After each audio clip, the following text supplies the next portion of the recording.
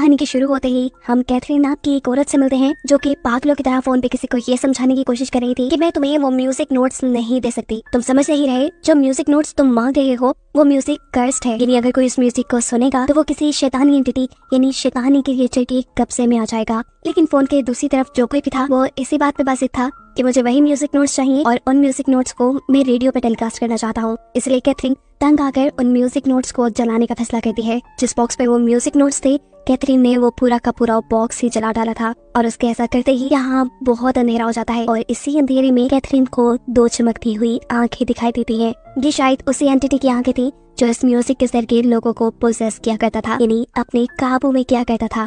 Catherine उन आंखों पर गौर करने की कोशिश करती है, लेकिन तभी उसे अपने करीब कोई आवाज सुनाई देती है और वही एंटिटी कैथरीन को उसी आग में गिरा देती है जो कैथरीन ने खुद जलाई थी और वो बॉक्स जिसके अंदर म्यूजिक नोट्स थे वो बंद हो जाता है। कैथरीन के जलकर मरते ही यहाँ तेज बारिश होना शुरू हो जाती है और इस बारिश की वजह से नोट्स पे लगी हुई उस आग बुझने पर वो म्यूजिक नोट्स भी बच जाते हैं जिन्हें कैथरीन खत्म करना चाह रही थी, लेकिन इसके बदले वो खुद ही मारी गई। सीन कट होता है और हम एक ऑर्केस्ट्रा का सीन देखते हैं और यहीं पर हम मेलोडी नाम की अपनी मेन कैरेक्टर को भी देखते हैं। हमें पता चलता है कि ऑर्केस्ट्रा का मालिक उसी औरत कैथरीन का दोस्त है जो आग लगने से मारी गई। असल में ऑर्केस्ट्रा का मालिक ही कैथरीन से वो म्यूजिक नोट्स मांग रहा था ताकि अपनी ऑर्केस्ट्रा की रेडियो टेलीकास्ट पे वो म्यूजिक बजा सके, लेकिन कैथरीन के हजार समझाने पर भी उसे कैथरीन की बातें समझ नहीं आई। लेकिन अब कैथरीन के मरने के बाद उसे अपना प्लान चेंज करना पड़ा था। उसे अब रेडियो टेलीकास्ट के लिए एक नया म्यूजिक बनाना था जिसके लिए उसके ऑर्केस्ट्रा के सभी म्यूजिशियंस बहुत लगन से काम कर रहे थे। सभी लोगों के यहाँ से चले जाने के बाद मेलोडी इस आदमी के पास आती है।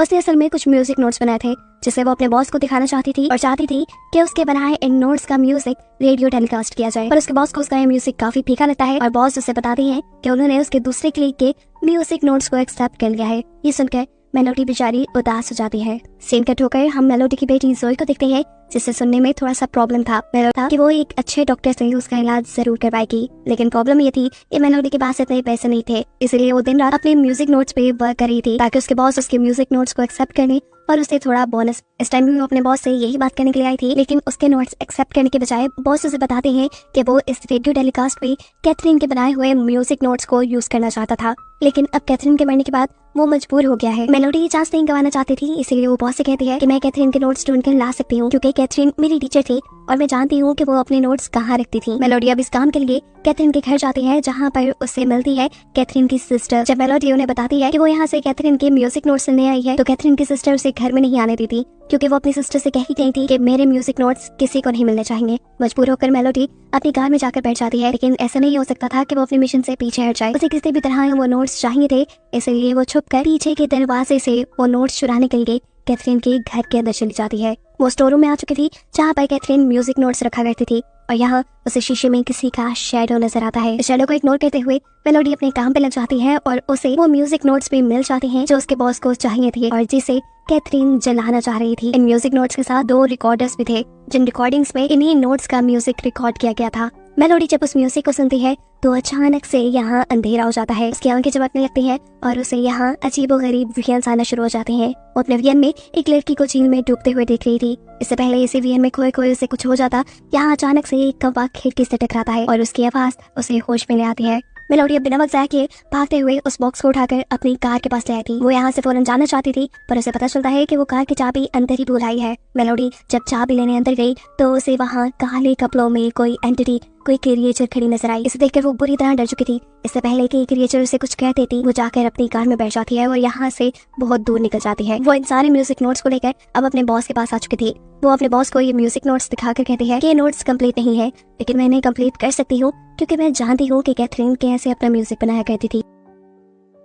उसके बॉस उसके काम से बहुत खुश थे। वो उसे ये म्यूजिक नोट्स कंप्लीट करने का टाइम भी दे देते हैं। मेलोडी अब उन म्यूजिक नोट्स पे काम करना शुरू कर देती है और इन्हें पूरा करने के लिए वो साथ साथ कैथरीन का रिकॉर्ड हुआ म्यूजिक भी सुन रही थी। इस म्यूजिक को सुनते हुए मेलोडी को दोबारा से विजन्स आने लगे थे और इस मतबा से विजन में अपना आप नजर आ रहा था जहाँ वो एक पहाड़ की चोटी पे खड़ी एक बांसुरी बजा रही थी। जैसे ही उसका विजन खत्म होता है तो नीचे वो दिखती है कि उसके नोट्स पूरे हो चुके थे जो उसने नहीं लिखे थे। अब म्यूजिक जिसे वो सुन रही थी उसे उसकी शैतानी आवाज सुनाई देती है, जो आवाज उसे सोच में डाल चुकी थी कि आखिर ये क्या है, कौन है और क्या बोल रहा है। इन्हीं सवालों का जवाब लेने के लिए वो अपने एक दोस्त के पास जाती है जो कि एक डिजिटल ऑडियो स्टेशन पे काम करता था और वो म्यूजिक के आखिर में आने वाली इस आवाज को अपने डिजिटल ऑडियो स्टेशन से क्लियर कर सकता था। ये म्यूजिक सुनकर वो आदमी मेलोडी को बताता है कि ये म्यूजिक सबसे अलग है। कैथरीन ने इसे उल्टे तरीके से डिजाइन किया है और ये उसने अच्छा नहीं किया। गैथ उसे बताता है कि पुराने जमाने में ये माना जाता था कि म्यूजिक को उलट पुलट करने से इवल एंटिटीज को बुलाया जा सकता था और ऐसा करके लोग ब्लैक मैजिक करते थे। मेलोडी उसकी बातों पे एतबार नहीं करती और उसे कहती है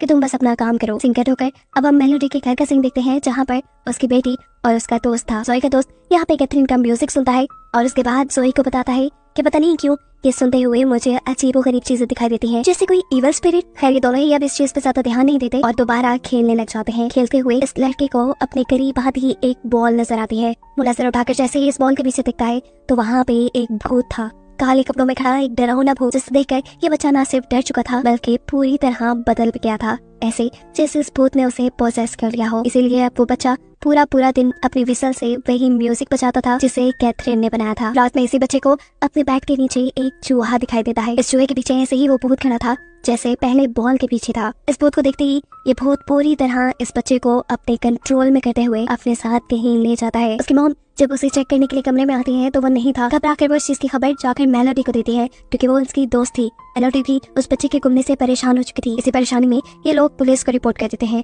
पुलिस उस बच्चे को भी ढूंढने में लगी थी लेकिन काफी अर्से तक उस बच्चे का कोई सुराग नहीं लगता। अब तो मेलोडी को भी ये लगने लगा था कि जरूर उसके गायब होने के पीछे उसी म्यूजिक का कोई चक्कर है। इसलिए वो और की सच्चाई बता देती है और कहती है कि कैथरीन ने ये म्यूजिक बच्चों के लिए बनाया था, लेकिन बच्चों के हिसाब से ये म्यूजिक बहुत डार्क है, हमें इसे टेलीकास्ट नहीं करना चाहिए। लेकिन उसके बॉस उसकी बात कहाँ सुनने वाला था। अब वो अपने बॉस से इस म्यूजिक को कंप्लीट करने के लिए एक दिन का वक्त और मांग लेती है क्योंकि उसे भी पता था कि अगर उसने ये ना कंप्लीट किया तो ये काम किसी दूसरे को मिल जाएगा और ऐसे पैसे उसे भी नहीं मिलेंगे। मेलोडी का दूसरा क्लिक जिसका म्यूजिक पहले सिलेक्ट कर लिया गया था, अब वो मेलोडी का म्यूजिक सिलेक्ट होते देखकर उससे जेलस था। ऑर्केस्ट्रा में सभी लोग ये म्यूजिक बजाना शुरू कर देते हैं और जिस टाइम मेलोडी का क्लिक ये म्यूजिक बजा रहा था तब हम देखते हैं कि उसके नाक से खून निकलने लगा और इस म्यूजिक को सुनते हुए यहाँ मेलोडी को भी एक और मर्तबा वीएन आना शुरू हो जाते हैं। इस मर्तबा वीएन में वो सफेद पहाड़ियां दिख रही थी जिन पहाड़ियों के दरमियान में एक छोटा सा महल था। वो इस वीएन से जैसे ही बाहर निकलती है तो उसे पता चलता है कि उसके नाक से खून बह रहा था। मेलोडी जब इस पर सर्च करती है तो उसे पता चलता है जो जगह उसने वीएन में देखी थी वो जगह जर्मनी में है और ये बात उसे पता चली थी जोई की बुक से। जोई की बुक में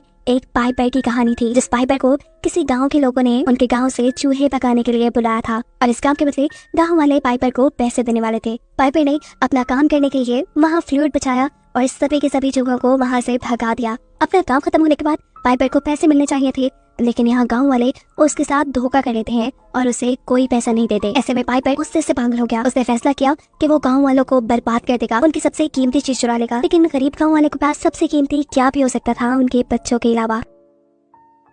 पाइपर उन्हीं बच्चों को उनसे दूर ले जाने का फैसला कर लेता है। पाइपर अब अपनी फ्लूट से एक म्यूजिक बजाकर उन बच्चों को अपने कंट्रोल में कर लेता है और फिर एक झील के पास ले जाकर वो इन सभी बच्चों को मार चुका था। स्टोरी पे बिल्कुल बिलीव नहीं था। वो अभी भी अपने म्यूजिक नोट्स को कंप्लीट करने में लगी थी पर ये काम करते करते उसकी आंख लग जाती है। जोई जो कि मेलोडी की बेटी है वो अब मेलोडी के घर लाए कैथरीन के म्यूजिक को सुनती है और ये सुनते हुए उसके पीछे भी वही भूत आ चुका था जो भूत हम पहले कई मर्तबा देख चुके हैं इस मूवी में। इससे पहले कि भूत जोई पे हमला कर देता, जोई को अपने पीछे किसी के महसूस होने पर वो पीछे मुड़ के देखती है और भूत गायब हो जाता है। अगले दिन जब जोई स्कूल में थी तो एक पैरान जगह पे उसे अपनी बॉल नजर आती है। ये वही बॉल थी जो गायब होने से पहले उसके दोस्त को भी नजर आई थी। इसी बॉल को लेने के लिए जब वो उसके पीछे जाती है तो बॉल अब घूमती हुई एक बस के पास जा चुकी थी। इस बॉल को उठाकर अब जोई उस बस के अंदर चढ़ जाती है और बस में जोई को बैठा दिखाई देता है पाइपर। पाइपर जोई को कंट्रोल करने के लिए फ्लूट बजाता है। उसके फ्लूट के म्यूजिक में इतनी ताकत थी कि बस के सारे शीशे टूट चुके थे। जोई जिसे कुछ सुनाई नहीं देता था वो भी इस म्यूजिक को सुन पा रही थी। जोई की सारी बात जाकर अपने घर में अपनी मॉम को बताती है और कहती है क्योंकि मैं वो म्यूजिक और से नहीं सुन पाई इसीलिए शायद मैं पोजेस होने से बच गई, लेकिन मेरे दोस्त ने भी गायब होने से पहले यही म्यूजिक सुना था, उसने मुझे बताया था मॉम। अब तो जोई की बातें मेलोडी को परेशान कर रही थी। मेलोडी जब घर के काम कर रही थी तभी उसे अपने कबर्ड के पास किसी की आहट महसूस होती है। जैसे ही वो कबर्ड के पास आती है तो वो चीज वो एंटिटी मेलोडी के ऊपर हमला कर चुकी थी। शोर सुनकर जोई बाहर आती है और देखती है कि अब उसकी मॉम अजीब तरीके से बैठी हुई म्यूजिक बजा रही है। कैमरा सब में और हम देख रहे हैं कि मेलोडी का पूरा फेस काला पड़ चुका है। उसकी आंखें आग की तरह चल रही हैं। यानी साफ मतलब था कि उस इवल स्पिरिट ने पूरी तरह उसे अपने कब्जे में कर लिया था। ये भी हो सकता था कि वो इवल स्पिरिट वो पाइपर इस टाइम मेलोडी के जिस्म में हो। इसी हालत में मेलोडी पागलों की तरह अपने म्यूजिक नोट्स कंप्लीट करने में लगी हुई थी और जब उसे रोकने के लिए जोई इसके पास आती है तो वो जोई को भी धक्का देकर फेंक चुकी थी। जोई उसे देखकर डरी तो लेकिन दूर जाने से ज्यादा बेहतर उसे अपनी मॉम को बचाने लगा, इसलिए वो उसके सामने पड़े सभी म्यूजिक नोट्स को फाड़ चुकी थी जिसके ऐसा कहते ही मेलोडी होश में आ जाती है। सीन्स ऑर्केस्ट्रा में शिफ्ट होते हैं जहाँ पर मेलोडी के बॉस मेलोडी के म्यूजिक ना पूरा कर पाने पे बहुत गुस्सा है। तब मेलोडी का क्लिक अपने बॉस से कहता है कि म्यूजिक तो मैं भी कंप्लीट कर सकता हूँ, मुझे थोड़ा सा टाइम दे। अभी वो लोग ये बातें ही कर रहे थे कि भागती हुई मेलोडी उनके पास आती है और उनसे कहती है नहीं ऐसा मत करना, ये म्यूजिक कोई आम म्यूजिक नहीं। वो इन दोनों को बताती है कि ये म्यूजिक नोट्स कैथरीन ने नहीं लिखे, ये म्यूजिक नोट्स किसी इवल स्पिरिट के लिखे हुए हैं और इसे कंप्लीट करने पे बहुत बुरा हो सकता है।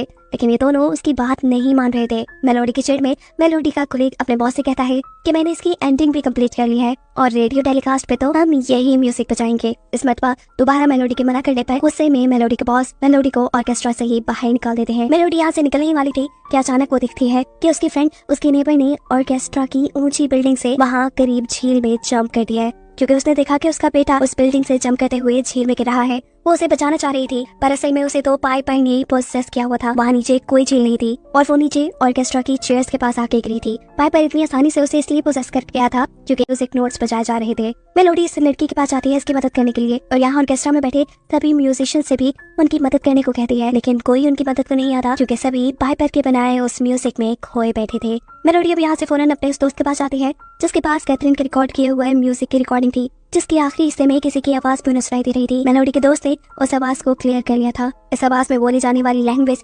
इटालियन थी और उस जुमले का मतलब था खून खराबा ही मेरी जिंदगी है, जो सुनकर मेलोडी और भी ज्यादा डर जाती है। वो अपने दोस्त से कहती है कि तुम दोबारा इस म्यूजिक को बिल्कुल नहीं सुनना। ये कहकर वो कैथरीन के घर आ जाती, क्योंकि वो ये बात समझ चुकी थी कि पाइपर जो यहाँ सबको नुकसान पहुंचा रहा है, सबको पोसेस कर रहा है, वो पहले कैथरीन के जरिए अपने म्यूजिक नोट्स को पूरा करना चाह रहा था और फिर मेलोडी और उसके ऑर्केस्ट्रा वालों के जरिए उसे यह भी पता था कि जरूर कैथरीन ने कुछ ऐसे नोट्स भी बनाए होंगे जो इन नोट्स का एंटीडोट हो, यानी वो म्यूजिक नोट जो पाइपर को रोक सके। या सॉरी, जो अपनी पाइपर वाली बुक पढ़ रही थी उस बुक के मुताबिक गांव वालों ने पाइपर को तो मार दिया था, लेकिन पाइपर ने बोला था कि जब तक उसका म्यूजिक जिंदा है तब तक वो बच्चों को पोसेस करता रहेगा। ये पढ़ते हुए ही पाइपर यहाँ पर भी आकर जोई को भी पोसेस करके अपने साथ ले जाता है। यहाँ हम देखते हैं कि मेलोडी का दोस्त मेलोडी के मना करने के बावजूद भी दोबारा उस म्यूजिक को सुनकर उसके दूसरे पार्ट कामयाब हो गया था, जिसका मतलब था जो भी मेरे जाल से बच निकलेगा उससे मैं दोबारा अपना बदला लेने आऊंगा। या मेलोडी जो कैथरीन के घर पाइपर को रोकने वाले म्यूजिक नोट्स ढूंढने के लिए आई थी, उसे यहाँ पर कैथरीन की बहन मिलती है जो उसे कहती है तुम्हें क्या लगता है कि तुम वो काम कर लोगी जो कैथरीन पिछले 50 साल से नहीं कर पाई? मेरी मानो तो दूर रहो इस सारे कामों से, वरना तुम्हारा भी वही हाल होगा जो कैथरीन का हुआ। मेलोडी उसकी बातों पर ध्यान नहीं देती और यहाँ म्यूजिक नोट्स ढूंढने में लग जाती है और उसे वॉल पेपर के पीछे बहुत से म्यूजिक नोट्स मिल भी जाते हैं। ये नोट्स देखकर मेलोडी की उम्मीद जाती थी, लेकिन कैथरीन की सिस्टर से यहाँ कर बताती है कि पाइपर के म्यूजिक नोट्स का कोई तोड़ नहीं। अगर तुम्हें पाइपर का म्यूजिक सुनाई देता है तो इसका मतलब वो पूरी तरह तुम्हें पोसेस कर चुका है। पाइपर ने कैथरीन को भी पोसेस कर लिया था। उसके पोसेशन के बावजूद भी कैथरीन उसके म्यूजिक नोट्स का तोड़ ढूंढती रही और ऐसे उसकी लाइफ में सब बिगड़ गया। तुम्हारी भी लाइफ बिगड़ जाएगी, मेरी बात मानो मेलोडी और ये सारे काम छोड़ दो। मेलोडी इस मरतबा भी इस औरत की बातों पर ध्यान नहीं देती और दीवार पे लिखे हुए नोट्स को लेकर अपने फ्रेंड के पास आ जाती है, क्योंकि उसे लग रहा था कि यही पाइपर के नोट्स का तोड़ है। वो देखती है कि यहाँ उसके दोस्त को भी पाइपर ने पोसेस कर लिया था, इसलिए उसके नाक से खून आ रहा था। वो अपने कान पे भी हमला करके अपने आप को जख्मी करना चाहता था, लेकिन यहाँ पर मेलोडी उसे बचा लेती है। ऑर्केस्ट्रा के अंदर मेलोडी के बॉस अपनी पूरी टीम के साथ वही म्यूजिक नोट्स बचाने लगे थे जो पाइपर के थे, जो वो कैथरीन से लेकर आई थी। ऐसा कहते हुए यहाँ बैठे हुए मेलोडी के एक क्लिक के अंदर पाइपर आ जाता है। उसकी आंखें जलने लगती हैं और पाइपर देखते ही देखते यहाँ बैठे सभी लोगों को प्रोसेस करना शुरू कर देता है। मेलोडी जो ये सारी चीज नोटिस कर चुकी थी, वो जल्दी से बैक स्टेज जाकर यहाँ की इलेक्ट्रिसिटी बंद कर देती है ताकि लोग प्रोसेस होने से बच पाए। लेकिन अब बहुत देर हो चुकी थी, क्योंकि पाइपर इस टाइम बॉडी को फाड़ कर उसके अंदर से बाहर निकल आता है और यहाँ मौजूद एक एक करके सभी लोगों को मार देता है। लोगों को मारने के बाद वो यहाँ पर फ्लूट उठाकर वही म्यूजिक नोट्स बजाने लगता है जिससे वो बच्चों को अपने कंट्रोल में किया करता था। उसके म्यूजिक बजाते ही यहाँ एक जादुई दरवाजा खुलता है और देखते ही देखते सारे बच्चे इसके अंदर जाने लगते हैं। वो पाइपर की दुनिया थी जहाँ वो बच्चों को अपने कंट्रोल में करके रखता था, उन्हें अपना गुलाम बना लेता था। मेलोडी भी मौका पाते ही पाइपर की दुनिया में चली जाती है और उसे यहाँ पे अपनी बेटी और उसका दोस्त भी मिल जाते हैं। मेलोडी देखती है कि उसकी बेटी पाइपर के इशारों पे काम कर रही थी। ये देख उसे बहुत बुरा लगता है। वो जल्दी से जाकर अपनी बेटी को हक कर लेती है और उसके कान से उसकी हेयरिंग डिवाइस निकाल देती है ताकि अब वो पाइपर का म्यूजिक ना सुन पाए और उसके पोसेशन से बाहर निकल आए। जिसके बाद मेलोडी भागते हुए अपनी बेटी को उसी दरवाजे से बाहर ले आई थी जिस दरवाजे से वो इसके अंदर गए थे। जोई को यहाँ से भागता हुआ पाइपर देख लेता है। वो भी उसे पकड़ने के लिए बाहर आता है, लेकिन जोई उसे बचने के लिए कहीं छुप जाती है। इससे पहले कि अब पाइपर जोई को पकड़ लेता, मौका पाते ही मेलोडी यहाँ पे एक फ्लूट उठाकर एक नया म्यूजिक बजाना शुरू कर देती है। पाइपर के ही म्यूजिक नोट्स को उल्टा पुल्टा कर ऐसा करने से पाइपर को बहुत ज्यादा दर्द हो रहा था। वो तड़पना शुरू कर देता है और उसकी इसी तड़प में उसके मुंह से बहुत सारे चूहे बाहर निकलते हैं, जो बाहर निकलकर थे। आहिस्ता आहिस्ता चूहों ने खा कर पाइपर को मार दिया था और सारे ही बच्चे पाइपर की कैद से आजाद हो गए थे। पाइपर के कंट्रोल से बाहर आते ही वो बच्चे पाइपर के ही बनाए जादुई दरवाजे से अपनी दुनिया में वापस भी आ जाते हैं। इन्हीं बच्चों में जोई का दोस्त भी बाहर आ चुका था और पाइपर का वो दरवाजा हमेशा हमेशा के लिए बंद हो चुका था। यानी अब फाइनली पाइपर का चैप्टर बंद हो चुका है, ऐसा हम सभी को लग तो रहा है। लेकिन कहानी में अभी एक ट्विस्ट है। कहानी के आखिरी सीन में हमें जोई को दिखाया जा रहा है, जो बहुत ही अच्छी फ्लूट बजाने लगी है। वो इस टाइम एक पुराना म्यूजिक अपनी टीचर को सुना रही थी। टीचर भी उसके म्यूजिक से बहुत इम्प्रेस थी और इसी म्यूजिक को बजाते हुए जोई की आंखें आग की तरह चमक रही थी, बिल्कुल ऐसे ही जैसे पाइपर की आंखें चमकती थी। साफ मतलब था कि पाइपर अभी पूरी तरह खत्म नहीं हुआ था, वो पूरी तरह अब जोई के अंदर था या उसने जोई को पोसेस किया हुआ था। इसी मिस्ट्री के साथ ये कहानी यही खत्म